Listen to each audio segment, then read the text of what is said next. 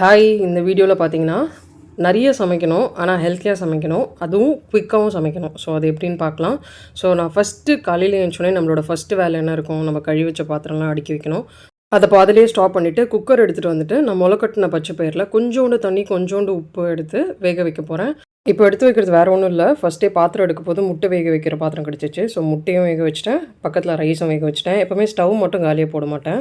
இப்போ ஃப்ரிட்ஜுக்குள்ளேருந்து எடுக்கிறது வந்து 2 காய்கறி, ஒன்று கேரட் பீன்ஸு, அதுக்கப்புறமா வந்து கோவக்காய். இன்றைக்கி பண்ண போகிற 2 பொரியல். ஸோ அதை எடுத்துகிட்டு நெக்ஸ்ட்டு ஸ்ட்ரெயிட்டாக போய்ட்டு ஒரு பாத்திரம் வேர்க்கடலை எடுத்துகிட்டு வந்து வறுக்க போட்டுட்டேன். நான் ரைஸ் எடுத்துட்டேன். ஸோ ஸ்டவ் காலியாக இருந்துச்சு. ஸோ வறுக்க வேர்க்கடலை வச்சுட்டு சைடில் ஒரு சைடு வந்து கேரட்டும் பீட்ரூட்டும் க்ரியேட் பண்ணிகிட்டு இருந்தேன். ஏன்னா வந்து மாவில் மிக்ஸ் பண்ணிவிட்டு பிரேக்ஃபாஸ்ட் ரெடி பண்ணி வச்சிட்டோன்னா குழந்தை சீக்கிரமாக சாப்பிட்ருவா.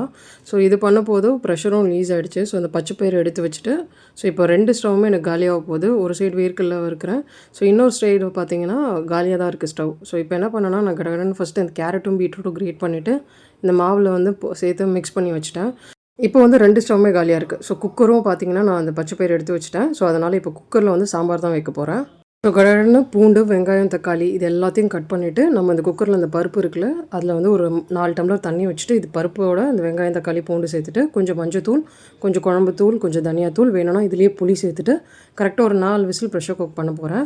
ஸோ இப்போ இந்த ஒரு ஸ்டவ்வில் சாம்பாருக்கு தேவையான திங்ஸ்லாம் போட்டுட்டு ப்ரெஷர் குக் பண்ண வச்சுட்டேன். இன்னொரு ஸ்டவ்வில் நான் வந்து இந்த வேர்க்கடலை சட்னி கரைக்க கொஞ்சம் உளுத்தம் பருப்பு, பூண்டு, காஞ்ச மிளகாலாம் வறுத்து இந்த மிக்ஸி ஜாரில் எடுத்து வச்சுட்டேன்.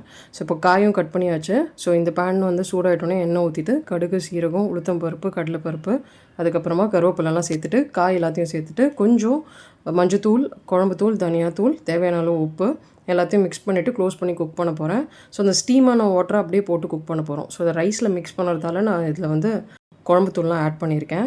ஸோ இது வந்து ஒரு சைடு குக் ஆகிட்ருக்க போது இப்போ இன்னொரு சைடு வந்து ப்ரெஷர் குக் ஆகிறதுக்கு சாம்பார் வச்சுருக்கேன். ஸோ இப்போ முட்டைலாம் உரிச்சு வச்சுட்டு கேரட் பீன்ஸ்லாம் கட் பண்ணிவிட்டு அப்படியே சட்னிக்கும் ரெடி பண்ணிவிட்டேன். ஏன்னா உளுத்தம் பருப்பு, காஞ்ச மிளகாலாம் ஏற்கனவே வறுத்து வச்சதால் ஸோ அதில் வேர்க்கடலை அப்படியே மட்டும் போட்டுட்டு தேவையான அளவு கல் உப்பு போட்டு அதை அரைச்சி வச்சுட்டேன்.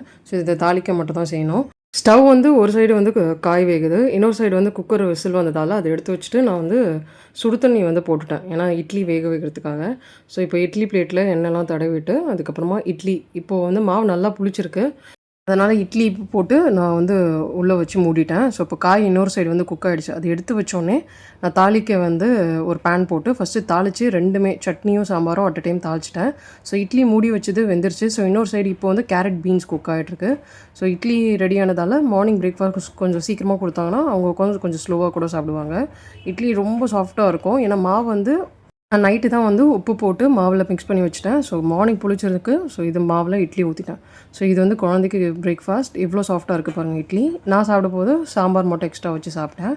ஸோ அவ்வளோதான். இதுக்கப்புறம் லஞ்ச் பேக்கிங் தான்.